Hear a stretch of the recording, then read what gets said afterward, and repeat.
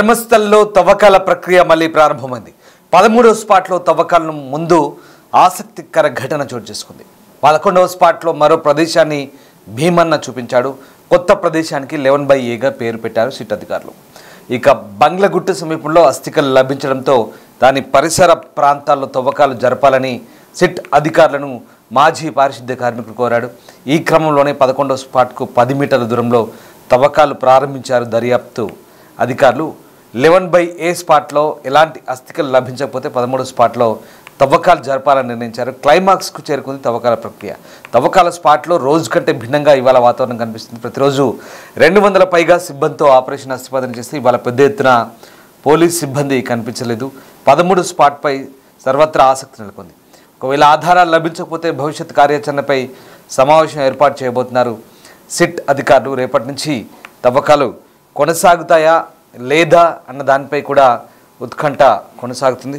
So మొత్తం మీద విచారణలో మొత్తం 30 స్పాట్లలో మృతదేహాలను పాతిపెట్టినట్లు మాజీ పారిశుద్ధ్య కార్మికుడైతే మొదటి నుంచి చెప్తున్న ఆరోపణ. మొదటి దర్యాప్తులో భాగంగా 14 స్పాట్లపై ఫోకస్ పెట్టారు. వీటిలో దాదాపు తవ్వకాల ప్రక్రియ పూర్తయింది.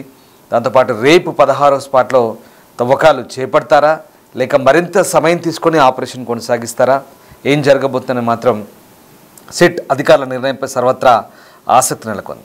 ఇప్పటి వరకు సేకరించిన ఎముకలపై పరిశోధన చేయబోతున్నారు. త్వరలో వాటి రిపోర్టు బయటకు రాబోతుంది.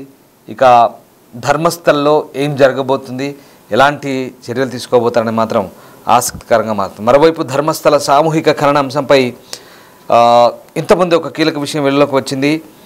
2000 సంవత్సరం నుంచి 2015 మధ్య బెల్తంగడి పోలీసులు ఈ అసహజ మరణాలను నమోదు చేసే రిజిస్టర్ నుంచి క్రమంగా పేర్లను కూడా తొలగించారు. అలాగే 98 నుంచి 2014 మధ్యలో అనేక మందిని ఖననం చేశారని పారిశుద్ధ్య కార్మికుడు పోలీసులకు ఫిర్యాదు చేస్తే ఆ విషయానికి సంబంధించిన డేటా మొత్తం మాయమైందనే విషయం ఇప్పటికీ ఆర్టీఐ విషయంలో బయటపడింది. ఆర్టీఐ ద్వారా కోరిన అంశాలు కూడా ఇప్పటివరకు ఎలాంటి వివరాలు లేవంటూ చాలా క్లియర్గా చెప్పిన పరిస్థితి. సో మొత్తం మీద కర్ణాటకలోని ధర్మస్థల కేసు దేశవ్యాప్తంగా సంచలనమవుతుంది. వందలాది మహిళలు బాలికలను అత్యంత దారుణంగా అత్యాచారం చేసి వారిని హతమార్చినట్లు ఆరోపణలు వినిపిస్తున్నాయి. అయితే ఆపై రహస్యంగా వారిని సమాధి చేశారని కూడా వార్తలు ఉన్నాయి. సో ధర్మస్థల క్షేత్రంలో సిట్ మొత్తం 15 స్పాట్లు గుర్తించింది, తవ్వకాలు చేపట్టింది. ఇప్పటికే దాదాపుగా ఆ తవ్వకాలు కూడా ముగిసే ప్రక్రియ వచ్చింది. అయితే తవ్వకాల్లో బయటపడిన వాటిని గురించి సిట్ పూర్తి స్థాయిలో ఇప్పటివరకు ఎక్కడా ధృవీకరించిన పరిస్థితి మనకు కనబడటం లేదు. సో అందరి చూపు ప్రస్తుతం ధర్మస్థల వైపే ఉంది. తాను వందలాది మృతదేహాలను ఖననం చేశానని చెప్పిన ఒకప్పటి పారిశుద్ధ్య కార్మికుడు భీమా చూపిన ప్రాంతాల్లో ప్రత్యేక దర్యాప్తు దళం సిట్ అయితే తవ్వకాలను కొనసాగించారు. నిన్న అంటే మంగళవారం ఉదయం 11 నుంచి మధ్యాహ్నం 2 వరకు కూడా స్పాట్ నెంబర్ 11లో తవ్వకాలు చేపట్టారు. విడవకుండా వర్షం కురుస్తుండడంతో తవ్వకానికి అంతరాయం కలిగింది. 11వ చోటు 6 గుంతలను తవ్వారు. వర్షం నీరు గుంతల్లోకి వస్తడంతో బుల్డోజర్ సహాయం తీసుకున్నారు. మధ్యాహ్నం కొంత సమయం విశ్రాంతి తీసుకొని తర్వాత 12వ ప్రాంతంలో తవ్వకాలు చేపట్టారు.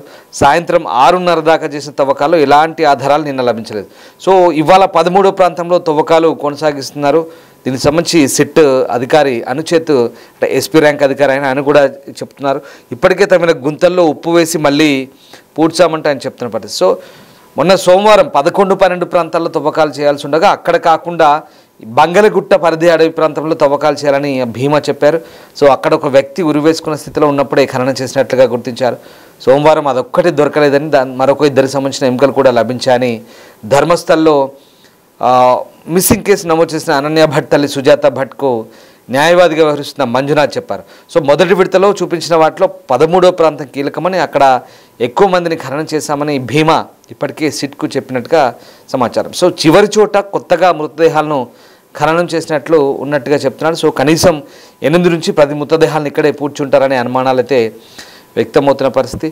సో మొత్తం మీద ధర్మస్థల వ్యవహారం అంటే రోజు రోజుకు ఒక ఆసక్తిని రేపుతున్న పరిస్థితి. కేసులో సాక్షి కమ్ ఫిర్యాదుదారుడు చూపించిన 13 ప్రదేశాల్లో దాదాపుగా 12 ప్రదేశాల్లో ఇప్పటికే తవ్వకాలు అయితే పూర్తయ్యాయి.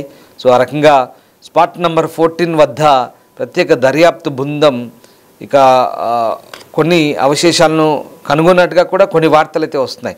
సో 11వ స్థానం నుంచి దాదాపు 80 మీటర్ల దూరంలో ఉన్న ఒక చెట్టు కింద ఉపరితలంపై పుర్రె, చీర, మగచెప్పులు వంటి అవశేషాలు కనిపించిన ప్రదేశంలో తవ్వకాలు జరుగుతున్నట్టుగా సిట్ చెప్తుంది. సో ఫిర్యాదుదారుడు సిట్ అధికారులను కొత్త ప్రదేశానికి తీసుకెళ్తుంటే ప్రమాదవశాత్తు ఆ ప్రాంతాన్ని అంటే మానవ అవశేషాలు అక్కడ కనుగొనబడ్డ ఆ ప్రాంతాన్ని ఇప్పుడు సిట్ నెంబర్ 14గా ఐడెంటిఫై చేస్తున్నారు అధికారులు.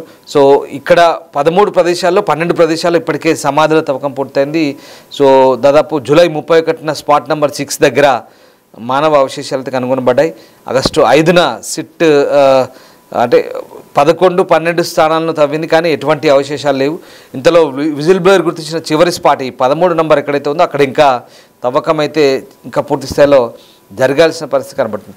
సో మొత్తం మీద ప్రస్తుతానికైతే ఇప్పుడు ఈ 11వ నంబర్ దగ్గర అటు నుంచి పక్కనే మరొక 4-5 గుంతలు తవ్వ దాన్ని 11/Aగా వాళ్ళు ఒక ఐడెంటిఫికేషన్ పెట్టుకున్నారు. సో ఆ 11 ఏదైతే ఉందో స్పాట్ 11th స్పాట్ దాని పక్కనే మరొక 2-3 గుంతలు అయితే ఎప్పటికప్పుడు మరొక 3-4 గుంతలు తవ్వినట్టు తెలుస్తుంది.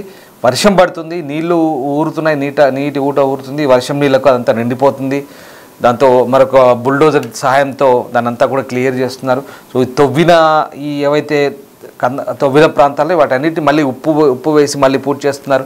సో రకంగా సిట్ బృందం అయితే చాలా ప్రయత్నాలు చేస్తుంది. చివరిగా ఇంకా 13వ స్పాట్ నుంచి 14వ స్పాట్ వరకు ఇంకా మిగిలింది 14-15 వరకు.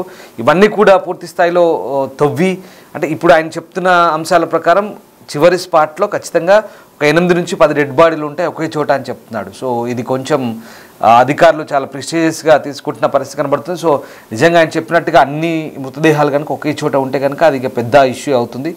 ఖచ్చితంగా ఆయన చేసిన ఆరోపణలకు స్పష్టమైన ఆధారాలు దొరికినట్టే మనం అనుకోవాల్సి ఉంటుంది. సో మొత్తం మీద ఏదేమైనా ఈ అంశం ఇప్పుడు కేవలం జాతీయ స్థాయిలో కాదు, అంతర్జాతీయ స్థాయిలో కూడా మీడియా కథనాలు ప్రచురిస్తున్నాయి. అల్ జజీరా వంటి వార్తా సంస్థలు కూడా ఇప్పుడు భారత్లో ఒక టెంపుల్ సిటీలో ఇలా జరిగిందంటూ వార్తను ప్రచురించడం, అంతర్జాతీయంగా ఈ వార్త అంటే ఒక రకంగా భారతదేశంలో జరుగుతున్న ఇలాంటి తంతు ఈ ఆరోపణల వ్యవహారం ఒక రకంగా ఆ ప్రాంతం యొక్క ప్రతిష్టను ఒక రకంగా అప్రతిష్ట పాలు చేయడమే మనకు ఇక్కడ అనిపిస్తుంది. సో ఆ రకంగా అంటే ఆ వ్యక్తి చేస్తున్న ఆరోపణలు నిజంగా అంతే గతంలో జరిగిన సంఘటనలకు ఆధారంగానే తను చెప్తున్నట్టుగా ఆయన ఇప్పుడు తనలో మార్పు వచ్చి ఈ ఆరోపణలు చెప్తున్నాను, సాక్షిగా మారాను అంటూ చెప్తున్న అంశాలను ఎంతవరకు నిజమవుతాయి, సిట్ అధికారుల దర్యాప్తులో ఏం తేలబోతుంది, నిజంగా ఇప్పటివరకు జరిపిన తవ్వకాలు ఇప్పటివరకు దొరికిన అవశేషాలు ఎక్కడో 6వ స్పాట్ దగ్గరే ఒక ఎముకలో అస్థిపంజరం దొరికింది. తర్వాత మిగతా చోట చీర, పాన్ కార్డు, ఏటీఎం కార్డు అలాంటివి దొరికాయి.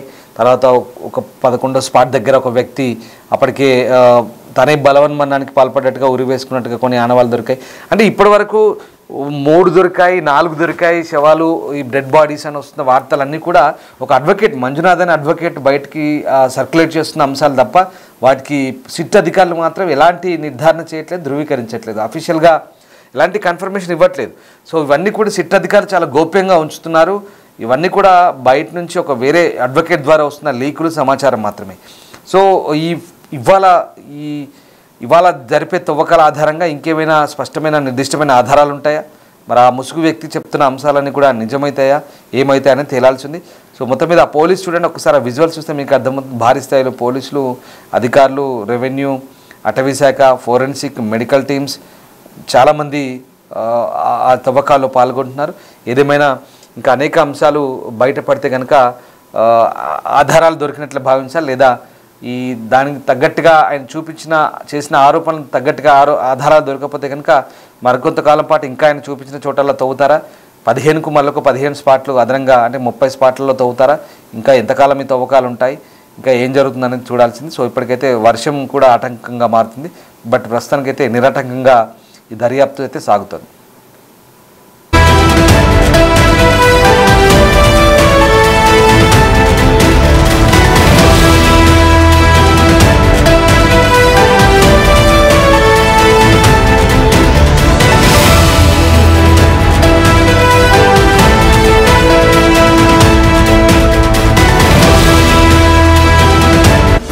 The Big Folk Night 2025 celebrating the soul of Telangana.